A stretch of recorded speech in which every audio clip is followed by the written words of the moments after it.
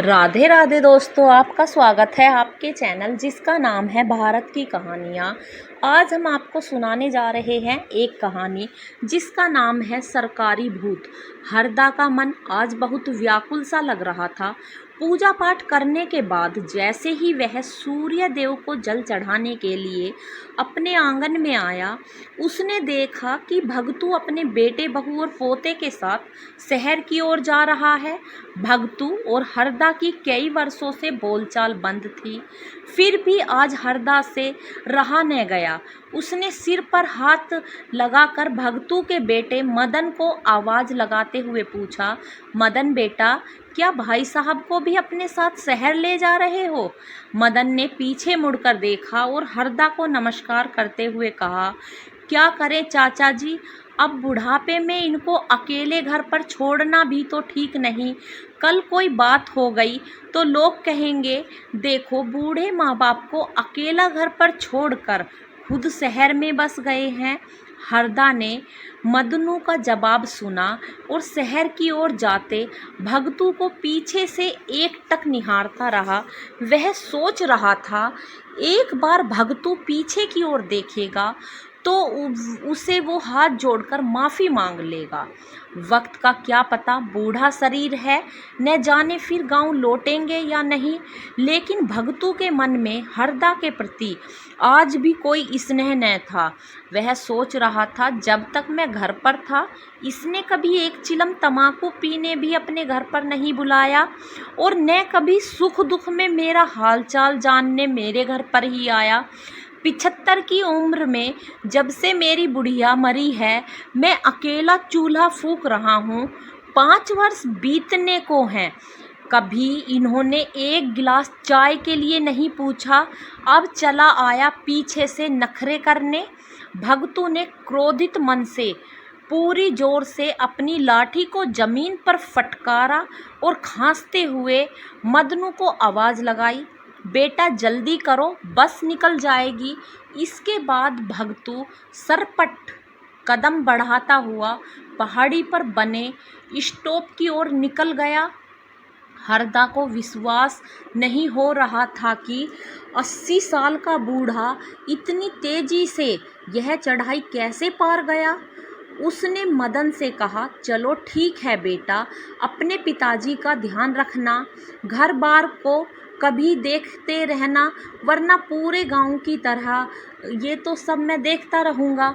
मदन ने एक बार फिर हरदा को नमस्कार किया और अपना बैग कंधे में रखकर वह भी बस स्टॉप की ओर निकल गया। हरदा दुखी मन से अपने चौक की कानिस में बैठ गया। वह 20 वर्ष पहले के अपने गांव की रौनक को याद करने लगा।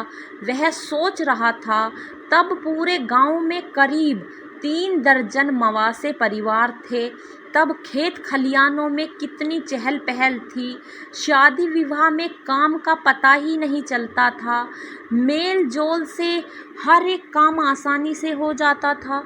लेकिन आज इतने सारे परिवारों में से कुल 35 परिवार ही गांव में बचे हैं।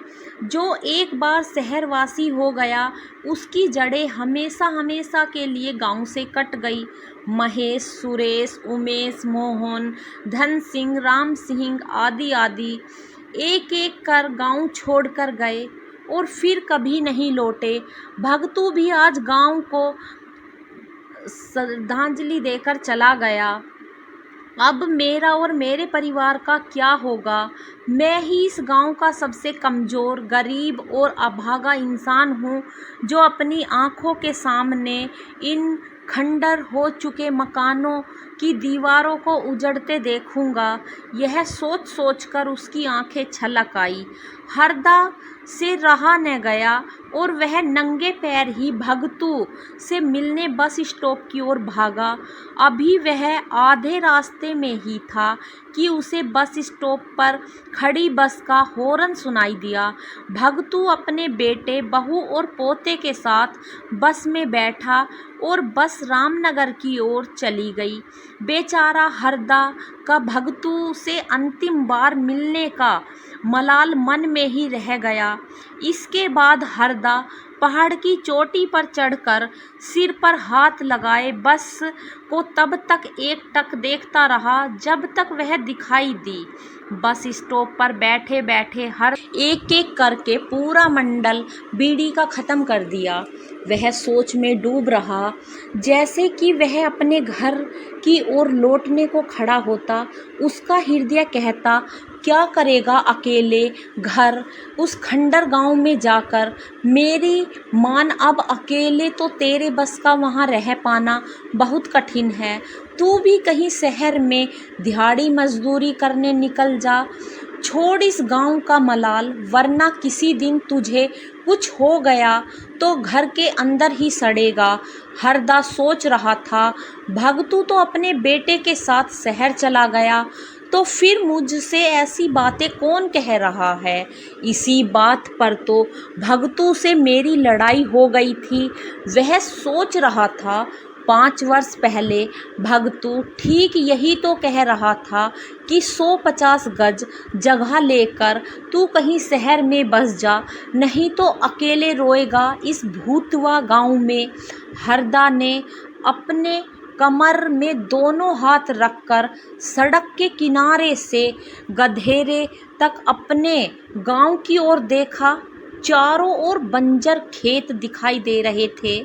फिर एक हाथ से अपनी आंखों पर ओंठ करते हुए गुस्से में उसने सरकार को आवाज़ लगाई, सरकार, वो एक सरकार, तू कितनी बेरहम है। तू बेरहम न होती तो ये गांव खंडर न होते। जब देश गुलाम था तब सरकार विलायत में रहती थी, तब पहाड़ के गांव आबाद थे। जब देश आज़ाद हुआ तब तू लखनऊ में बैठी थी, तब भी पहाड़ कुछ कुछ आबाद थे। पहाड़ और पहाड़ियों ने सोचा शायद सरकार दूर है, इसीलिए पहाड़ का विकास नहीं हो पा रहा। लेकिन जब तू लखनऊ से आकर देहरादून में रहने लगी, तब से पहाड़ों ने पलियान ही पलियान देखा है। उसने दहाड़े मारकर आवाज़ दी, सरकार, अगर तुझे अब भी थोड़ी भी शर्म है तो आकर इन खंडर पड़े भूतवा गांवों की आज़ादी के बाद ये बर्बाद हो गए। इन भूतवा गांवों में रहने वाले हजारों हरदा तेरे कारण जीते जी भूत बन गए। पता नहीं तू निकम्मी है या मेरी मंत्री संतरी या अधिकारी कर्मचारी, लेकिन आज तक के इन अनुभवों से जो उत्तराखंड के गांवों ने यही देखा कि तू जितनी दूर थी पहाड़ों के गांव उतने ही खुश थे। यह कहकर हरदा गस खाकर बस स्टॉप पर ही गिर गया।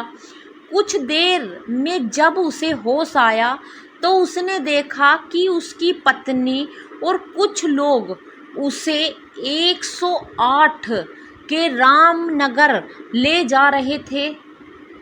मरचूला में जब मदनू और भगतू को इस बात का पता चला कि 108 उनके गांव में हरदा को लेकर रामनगर जा रही है, तो दोनों भागते हुए हरदा से मिलने गए। हरदा कुछ बोल नहीं पा रहा था, उसका मुंह कुछ टेढ़ा सा हो गया था। फिर भी उसने सामने खड़े भगतू से दोनों हाथ जोड़कर माफ़ी मांगी। लोग कह रहे थे कि हरदा को भूत ने गिरा दिया, तभी इसका मुंह टेढ़ा हो गया। भगतू ने हरदा के माथे पर अपनी हथेली में रखी राख की चुटकी का टीका लगाया तो उसका मुंह कुछ सीधा सा हो गया। भगतू ने कहा, यह तो सरकारी भूत का असर लगता है। जब तक यह उस गांव में अकेला रहेगा, इसे सरकारी भूत ऐसे ही परेशान करता रहेगा। सरकारी भूत, अब यह कौन सा नया भूत आ गया हमारे पहाड़ों में? वहाँ खड़ी भीड़ ने भगतू से पूछा। भगतू बोला, यह ऐसा भूत है जो एक एक कर पहाड़ के गांव खाली करवा रहा है। यह अकेला नहीं, इसके साथ इसका जोड़ीदार विकास भी है। तभी तो विकास गांवों की ओर जा रहा है और लोग शहर की ओर भाग रहे हैं। लोगों तो आज की कहानी यहीं पर ख़त्म होती है दोस्तों। कमेंट करके बताना कैसी लगी। चैनल को सब्सक्राइब करें, अपना सपोर्ट बनाए रखें। धन्यवाद।